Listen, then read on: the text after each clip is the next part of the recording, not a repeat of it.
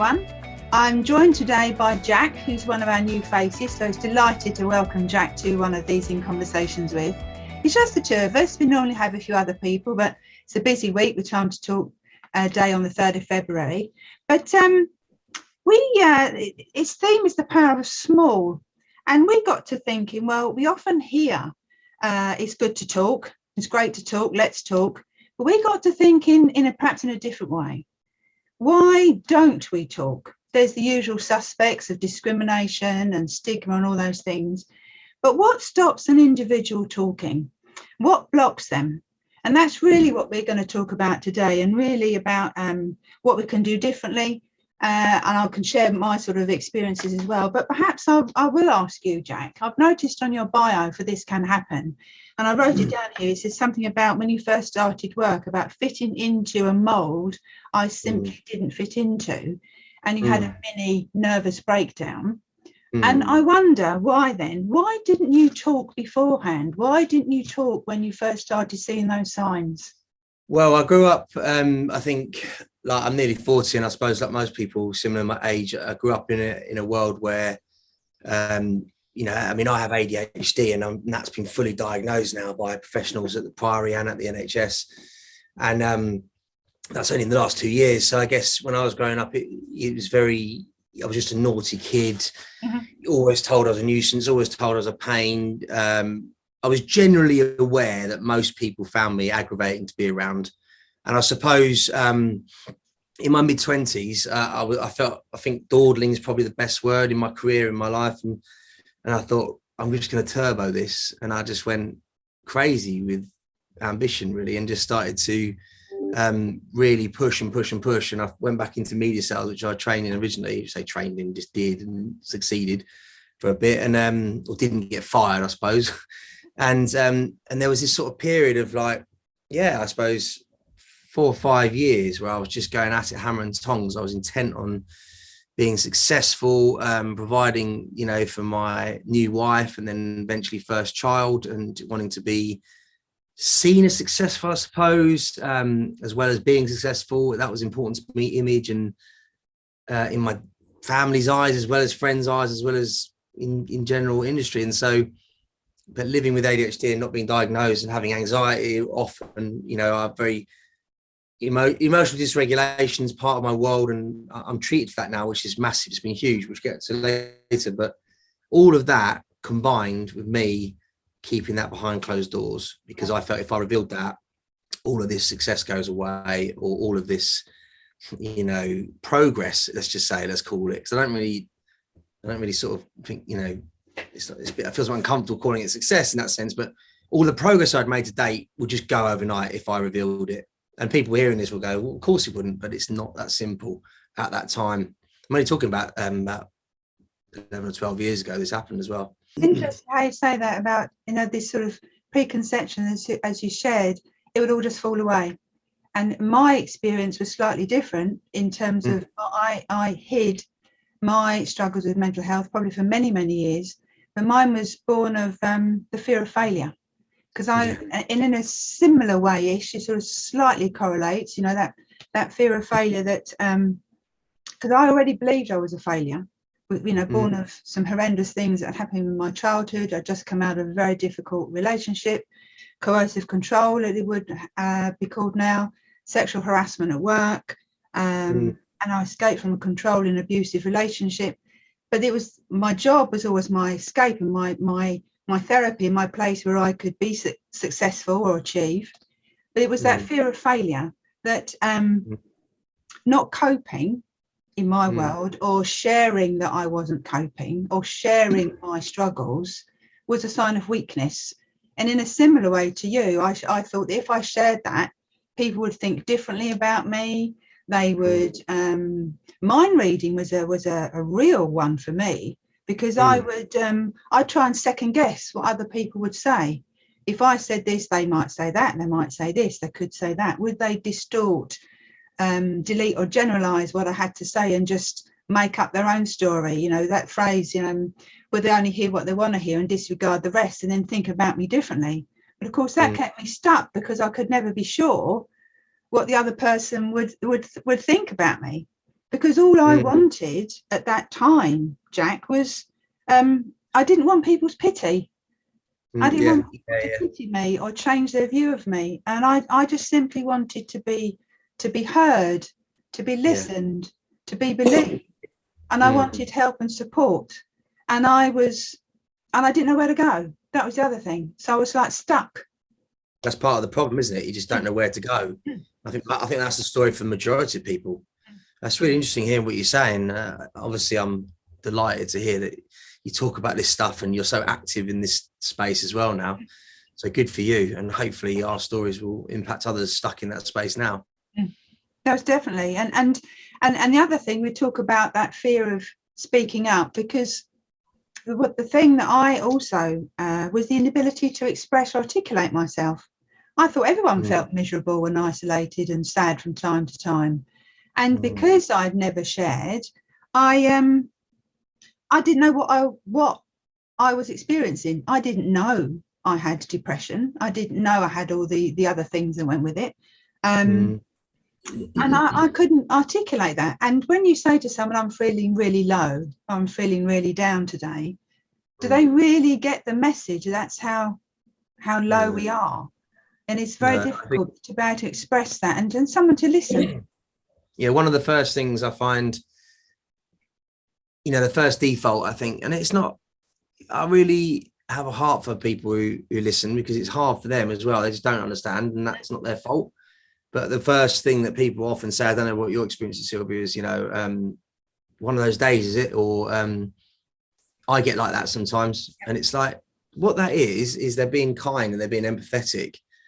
And they don't realise that it's not quite the story, but fair play to them, because at least they're not telling you to pee off or, not listen at all. So I just kind of I really try and balance that out with, well, at least they're listening. And there's almost like I saw a little clip the other night of somebody talking on a podcast about that they had given up the burden of worrying about if people understood them anymore. It's quite interesting, quite an extreme take on life. And I'm not necessarily saying that's definitely not where I'm at, but it sounded quite liberating that they just gave up the privilege of wanting to be understood. And it was like, because we're just stressing about that a lot. It's like, you don't understand me. It's almost like that teenage angst, isn't it? You don't get me, man. It's like, actually, I think all of us have that sometimes. And actually, maybe people will never understand. But I guess the reason we're talking out is because people, if they don't start speaking out, or at least grab somebody and go, I'm really struggling, I'm really drowning here, that could be a really dire consequence, in many ways. So yeah, we might not always be understood, but you can be heard and you can be rescued and you can be listened to and you can belong again. I think are some of the things that I've discovered. And I'm picking up on that. That's just sort of highlighted something popped up for me as you said that there. There's something about acceptance. People might not understand how I was feeling. People might not understand how you were feeling, but at least accept that we are feeling as we do. And they not try to, everyone feels like that from time to time. Well, do they really? That level. I don't know about you, but the fear of being judged as well. So that sort of kept me stuck as well. Did that sort of block you, or am I sort of putting words into your mouth there? No, it's all right. I say no, but it's absolutely right. I think that's part of it as well. Like, I think you were talking about the I don't know what you call it. I can't remember the word you used, but it was basically you were thinking about how people might take what you say. Mind reading. You call it mind reading. Yeah. I'm an overthinker, right? And it's taken me years to accept that about myself, let alone other people. And it's like, there's no way I can just switch that off. So why bother switch it off? You have to set the rough and the smooth.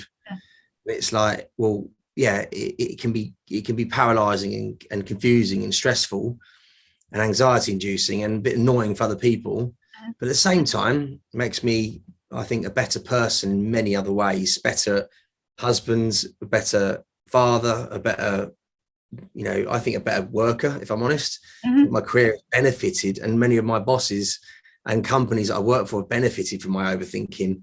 And actually it's something that is interesting how sometimes that can come back as, try not to overthink. It's like, you can't have me one way and not the other. I am who I am, and you might not get the benefits of this person's quiet and yes sir, no sir over here, but you will get this, this, and this, which you don't get anywhere else. And so I think acceptance is massive, Sylvia, to come back to your point, because if you can't accept yourself first, then you can't expect anyone else to, because and that's been great. And you said people might take you differently.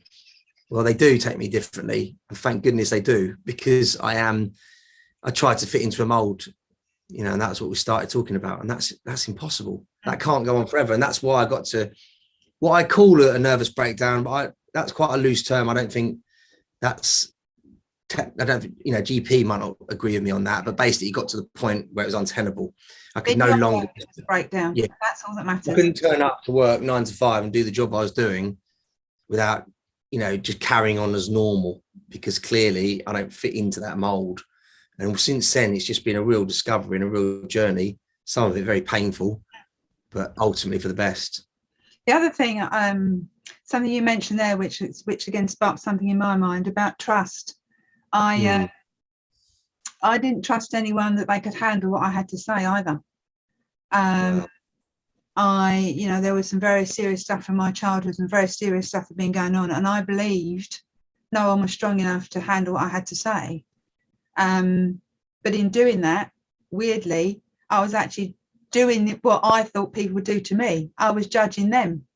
So in a weird way, I was doing exactly to other people what they thought they'd do to me. Because when I did eventually go to my GP and speak up and went to someone, I was so wrong. The people that I spoke to were able to help me and manage. And so I was actually, doing what I thought they would do to me. So it's weird, isn't it, how it goes full circle? Yeah. Great point, that. But you obviously didn't beat yourself up about that, right? Because it's through your anxiety, your fear, your depression that you caught in that trap. But you're right, it's cyclical, and it's something needs to break the chain. And it got to that point where you spoke to your doctor in that instance, I suppose. Wow, that's terrifying as well as quite enlightening, isn't it? But it does bring me on to our sort of next point about what changed. Why did we speak up? Why did you speak up? And for me, I spoke up because I got to that point after about 2.5 years of being in a suicidal depressive state, after trying to take my own life a couple of times and in my head failing, I went to the GP. And mine was born not out of necessity or need, or it was the only thing to do in my head, because I went to my GP and said, I'm such a failure, I cannot even take my own life. Please, can you help me to live? Because I thought in my head, well, if I can't take my own life, then I'll try and succeed at living. So it was born out of circumstance, what changed for me. But what changed for you? Why did you then, what was the circumstances for you then to finally speak up about your mental health? Well, firstly, I can't help but be impacted by what you just said, because that's just so not a flippant conversation. Next point, like, it's wow, thanks for sharing that. I obviously, we've had minimal interaction so far in my ambassadorship with This Can Happen. I just wanted to say thank you for sharing that. I've had experiences of suicide in my life from other people, and just wanted to, that caught me. Sorry, Sylvia. That's right. And I think perhaps, with all because I share my story so often, sometimes I forget. And thank you for sharing that. I sometimes forget the power and the impact that it has on other people. Because I am over it, I am recovered, I'm fully recovered. And sometimes I forget the power that it has, the impact it has on other people. So I apologise for that, Jack. I'm sorry. Oh, no, nothing. No, not at all. I just, I'd be inhuman, I think, if I didn't stop there for a sec, because regardless of what we're recording this or whatever, I'm not interested in sounding polished. I just want to. No, so this is a conversation. Wow. And anyone hearing that and hearing you survive, you can't beat yourself up more than saying I failed at taking my own life. I think that's beyond inner bully, isn't it? That's the punisher of all punishers inside. And that's the words I used. They are the exact words I used. But there are a lot of expletives in there, which I have removed, obviously. But I was so angry with myself that in my head I'd failed again. But weirdly, my curse became my blessing, because that's what then drove me to my GP. And I had medication and counselling, And to your point about how your career took off, you mentioned that earlier, I transformed into the person I am now, a very different person I'm now.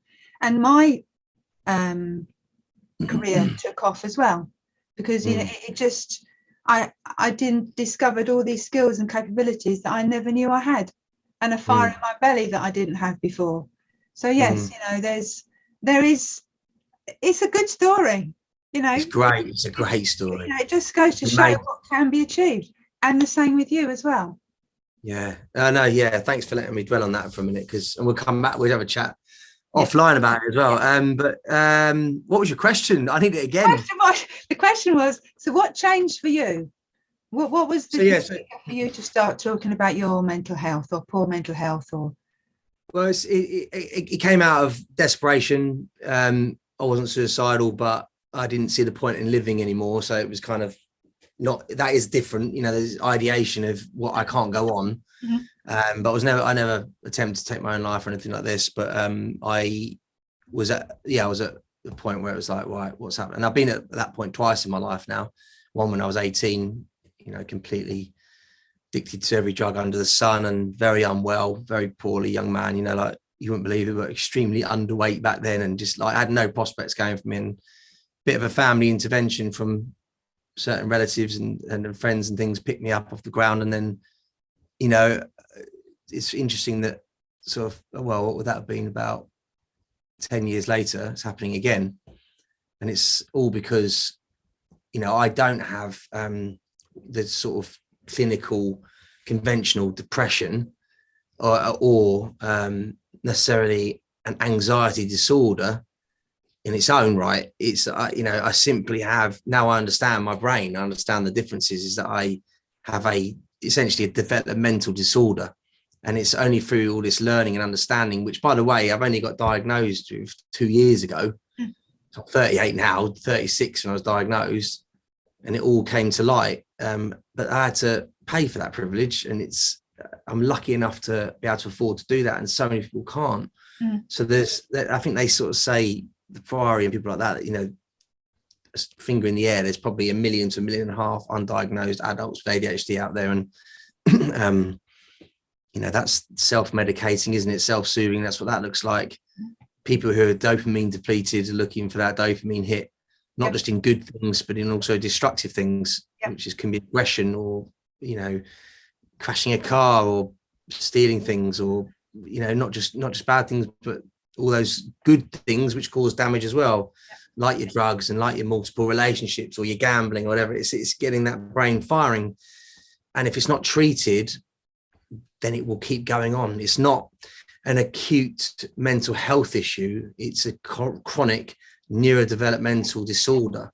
And so until I got that clarified and that medicated and got over the stigma of, medication, it's a crux, but you can't be counseled out of ADHD.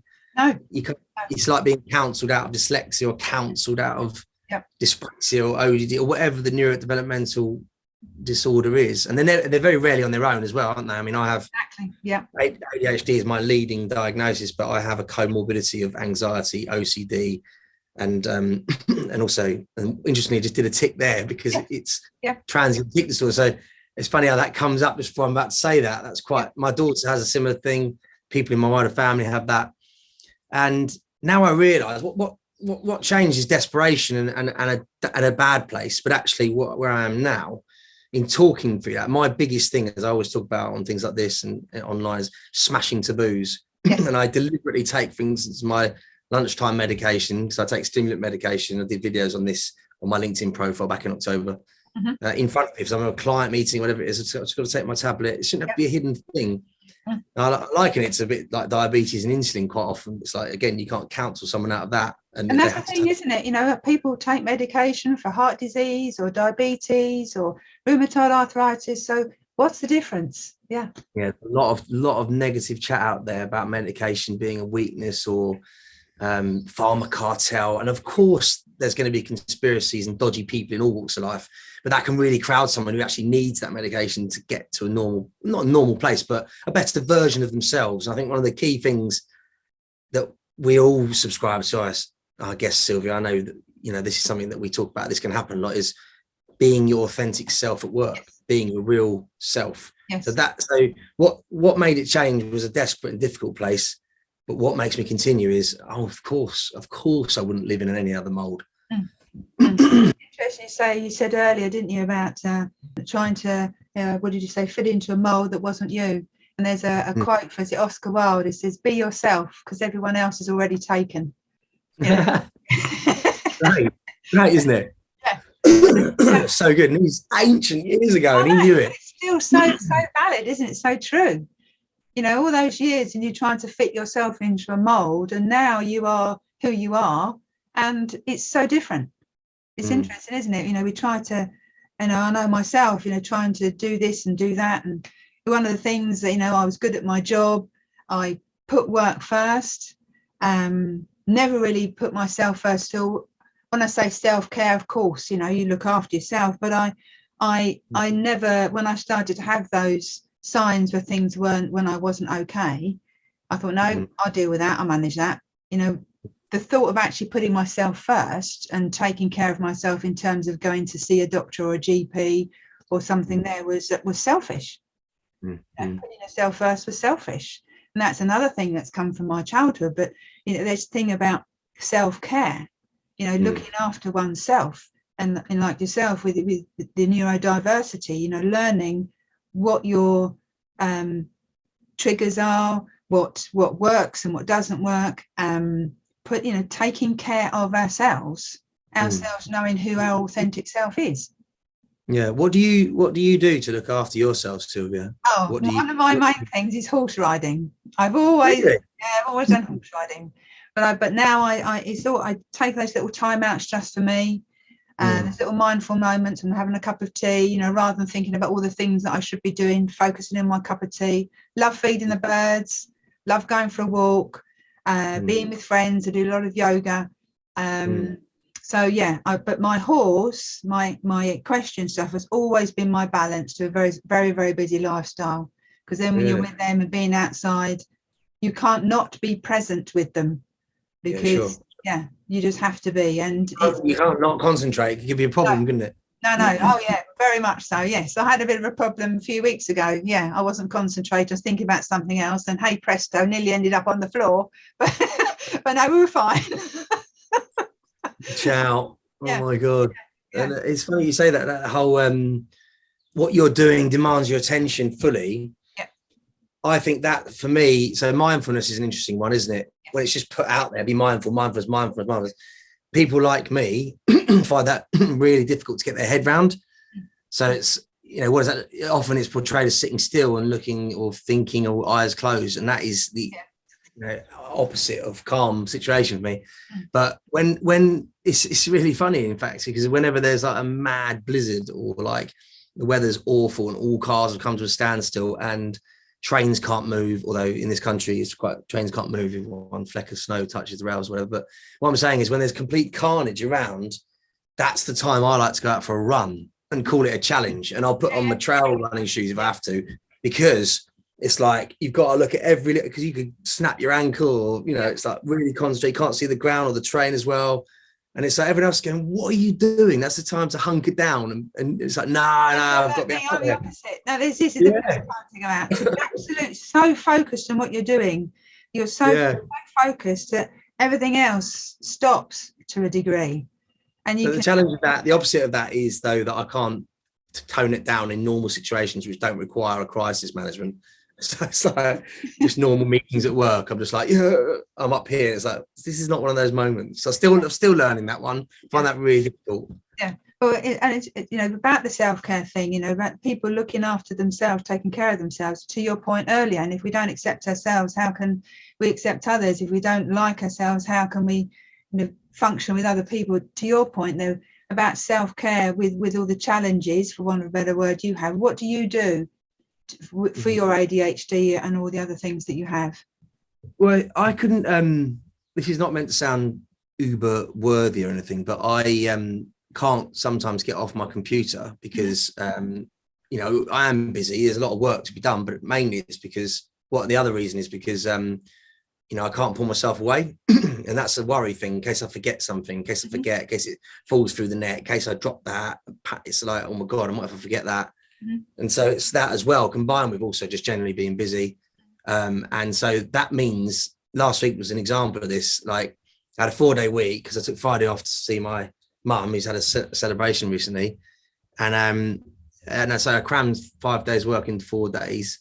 And then I thought, right, in the morning, I've got some time after putting the kids to school to go and look after me. So I went for a haircut, and I didn't plan any of this, you know, so I hadn't managed to get myself a haircut because I didn't plan it into the day. It's that time blindness thing, that classic ADHD as well. So I went for a haircut, and then I went for a massage, and I haven't been one of them for ages, and it was awesome. Yeah. And it was like, oh, right. And it's like often feeling a bit guilty or a bit stupid about admitting that. And that's ridiculous because, you know, it's like, I don't do anything like that for myself, really. But again, it comes to that self-care thing, and I do that quite regularly, you know, and a lot of, to your point about mindfulness, a lot of people think it's a little bit tree huggery, for want of a better phrase. Think of it in terms of when we do something where our mind is full. So it might be something like going for a walk or whatever, but it can also be at work where our mind is full in that moment. So we park all those other stuff. We switch off from all the busy head and the busyness of lives. We can just focus on those one things. And that's one of the things that I've learned as well, you know, in terms of self-care, being very present, which I think has had quite a big change in things about speaking up as well. You know, why don't people speak up? You know, this fear and everything else. But who suffers and struggles if we don't? So that's the way you put that. Mindfulness is really helpful, because I think people, you know, such as my disposition, find the idea of sitting still and being present in the moment impossible and largely threatening. So it's like, so, you know, filling your mind with something you've got to concentrate on now is great. You know, that's really useful. And it doesn't mean inactivity. That's the other thing. It's not about sitting and meditating. It's, you know, when you're running, that's in effect a mindful moment, because you're so focused. Placing your feet because it might be slippy, or you say the ice under your feet. That's mindful, because your mind is just focused on that one task in that moment, rather than, oh, I need to do that and I need to do that, and what if this and what if that and what if that, oh, and I haven't responded to that. So it's interesting, you know, the different take on that. And having the permission almost to that mindfulness isn't just sitting in a Zen state on the floor, cross-legged on a yoga mat. You know, I'd love to be able to do that, but I can't. So, because I know as soon as I get my legs crossed, I'll be fidgeting and itching, get pins and needles. Then I worry I've left the gas on, and then the cat will jump on me and I want to stroke that. And then I think, oh no, I forgot to remind myself about a reminder. Yeah. Game over within the first 5 minutes. Go for a run. Running shoes and go for a run instead. Like in rain that's going sideways or something, you know, really mad weather. So in terms of workplaces, then, you know, we were talking about potentially what stops people talking. We then sort of spoke about our both experiences to what changed for us both to speak up, and that does seem to be a sort of a parallel process there. Both seem to be from a position of desperation or negativity, whatever phrase we want to use. But what, it wasn't an epiphany. It wasn't an epiphany or an enlightenment moment. It was I need help. But what could, in the workplace then, or in general, what would be, what can workplaces do? What can we do? What needs to happen to encourage? Well, I've got a really good example for this straight away. So when I last had a real mental health crisis, it was about 2.5 years ago, again, right before diagnosis.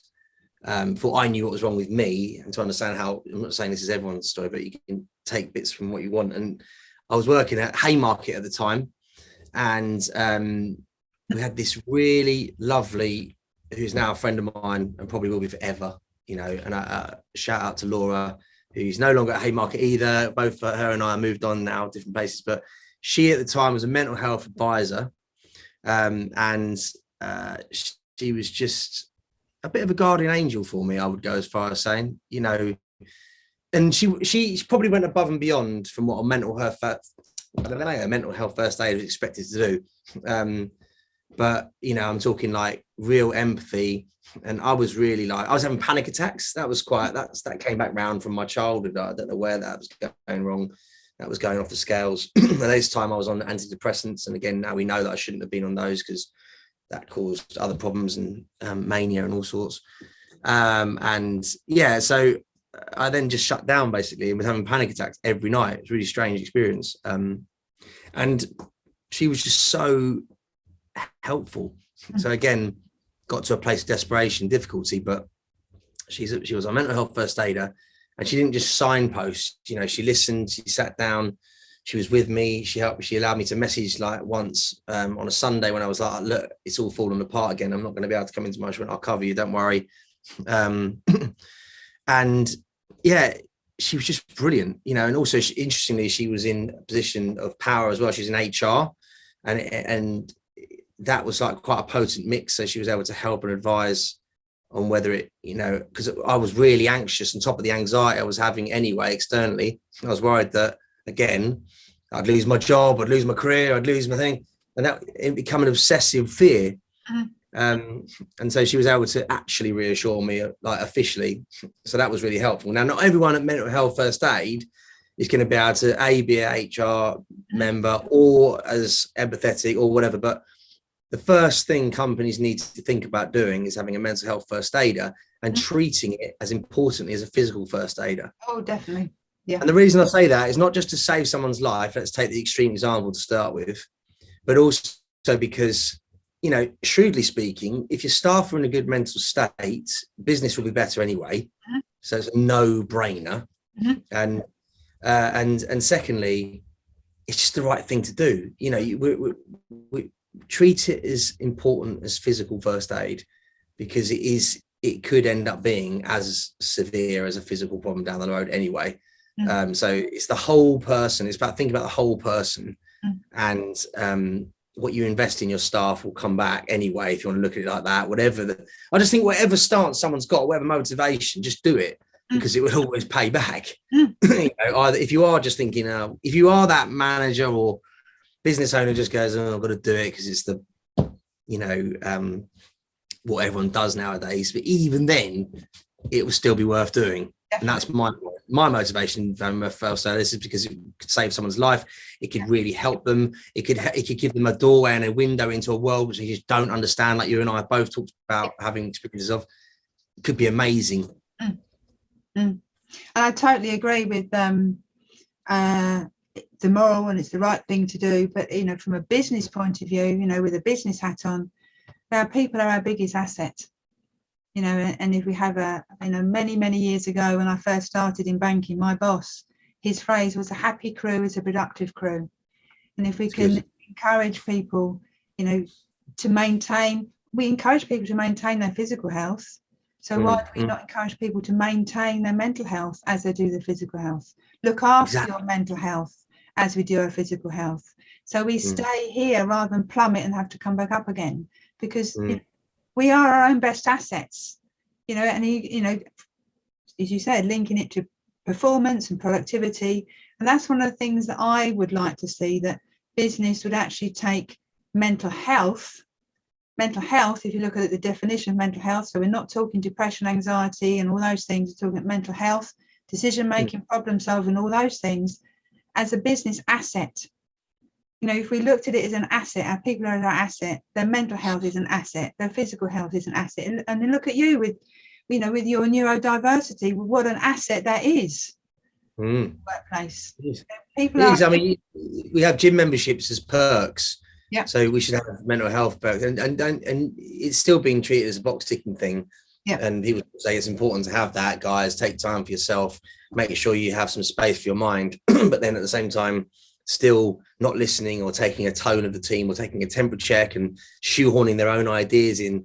So it's just it's got to align at some point and understand that, yeah, like you just said, like a happy well, how do you put it? A happy workforce is a productive crew. Yeah, exactly, right.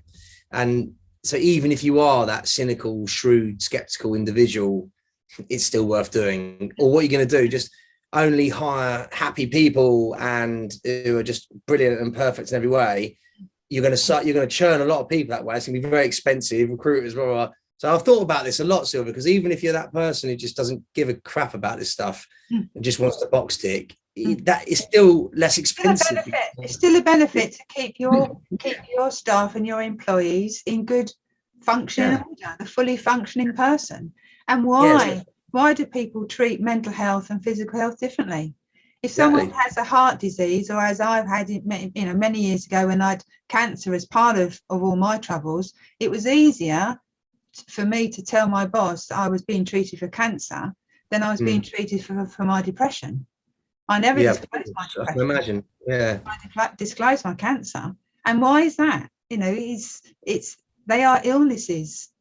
Because I think one of the main reasons is, and I realise your question was largely rhetorical, but cancer is, you can't, depression for many years could be argued with.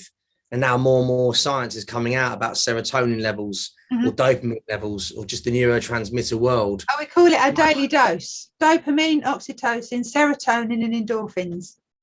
It's great. It's great. I'm nicking that. I'll probably spell it wrong though. I'll probably call it Doze or something, which would be like, counterproductive. But my psychiatrist has a really helpful picture for me. He does it like the Battle of Dunkirk, where the ships are the neurotransmitters and the UK is like one nerve end, France is the other, and really helps me because I like military history. So he carved that into the picture for me. And it's like how they all behave and how one receives the other and how dopamine's here, serotonin's doing that. And it's like, oh yeah, that makes total sense. And the same way, it's like people are struggling physically, gym membership. It's an easy win. So that's the shrewd, cynical side. But obviously, that's just another way of pitching to companies, because the main motivation is that one individual might just see no other way out, and you might just catch them before it's too late. It's really important. That phrase, one might just be someone else's saviour. That's it. That's it. And you don't. If you're listening to this as well, and you're thinking, "Oh, I was thinking about being a mental health face, so I don't want to get a nut job like Jack. That's terrifying me." Like, I agree with you. You probably don't want me because Laura was excellent, but the majority of people aren't that extreme.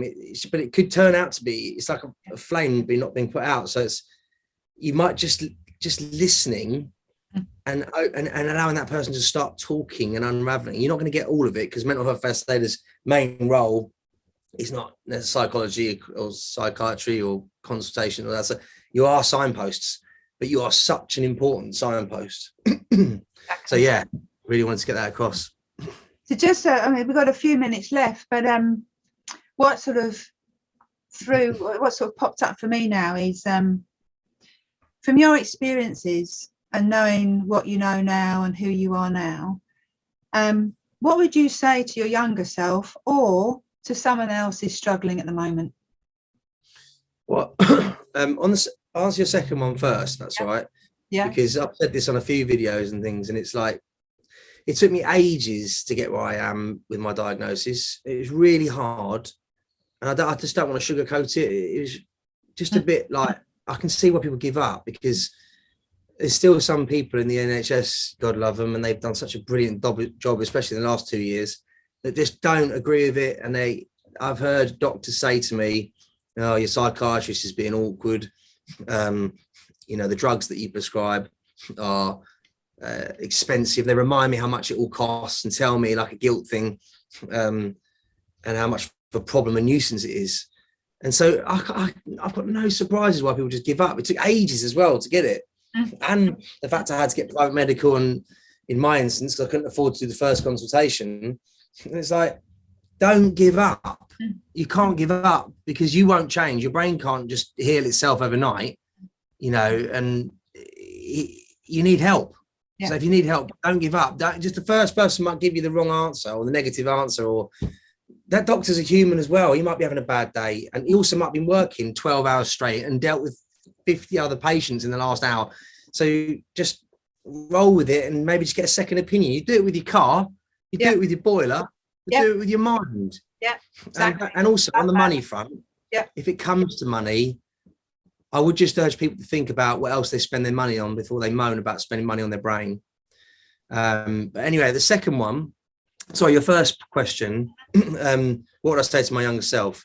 I've talked about this and done a lot of stuff like this, and it's always an emotional one, but it's the main thing is, it really isn't your fault, because that is something that I think you said. A lot of stuff you said I could really relate to, Sylvie, like basically just the inner punisher. When you're told by enough people that you're a pain, you're a nuisance, you're an unwelcome presence, you're not invited to this, that and the other, because you're simply misunderstood, or you haven't been treated well, for a neurological difference, then you're just going to either go two ways. You're either going to go down the route of self-soothing and eventual demise, or you're going to be one of the lucky ones to be able to currently seek help, get that help, understand yourself, start to gain some confidence back and educate people before these lazy judgments come back in, and it starts to save people. Literally, it's not me, it's all of us talking about it, and then through that we're all starting to pick each other back up from decades and decades of misunderstanding and labeling and bullying and punishing and endless negativity. And so I'll just say to my younger self and to anyone listening, you really aren't that nuisance that you're made out to believe. Get some help.